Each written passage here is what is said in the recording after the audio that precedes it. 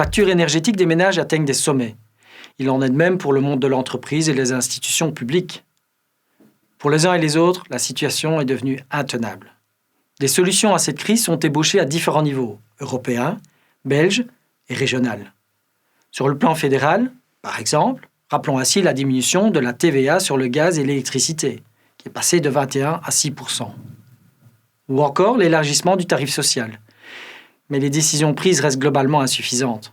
Concernant le gaz, dont on a vu que le prix flambe en raison de la situation géopolitique, à cause de la relance post-Covid, mais aussi de la guerre en Ukraine, l'Europe devra absolument plancher sur un plafonnement des prix pour le ramener à un niveau acceptable.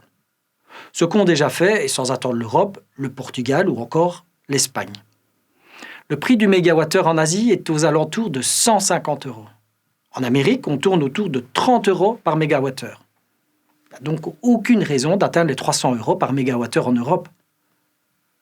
Concernant l'électricité, il faudrait en découpler le prix par rapport au prix du gaz. Cette politique de coût marginal étrangle les consommateurs et permet aux producteurs d'électricité qui n'utilisent pas le gaz dans leur processus industriel de réaliser d'énormes bénéfices. Ils produisent l'électricité à moindre coût, sur une base nucléaire ou sur base d'énergie renouvelable, et la revendent sur les marchés au coût de production le plus élevé. Les consommateurs finaux sont donc les dadons de la farce et ça ne peut plus durer. En attendant ce découplage, une taxe sur ces surprofits a été validée sur le plan européen. Elle sera mise en œuvre en Belgique. Mais plus globalement, ces prix élevés du gaz, comme de l'électricité, sont le résultat d'une politique européenne désastreuse.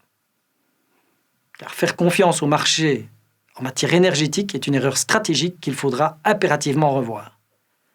Même les défenseurs du tout au marché semblent en revenir.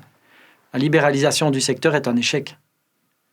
Notons sur ce sujet que même notre actuel Premier ministre, pourtant libéral, défend l'idée d'une régulation du secteur au niveau européen.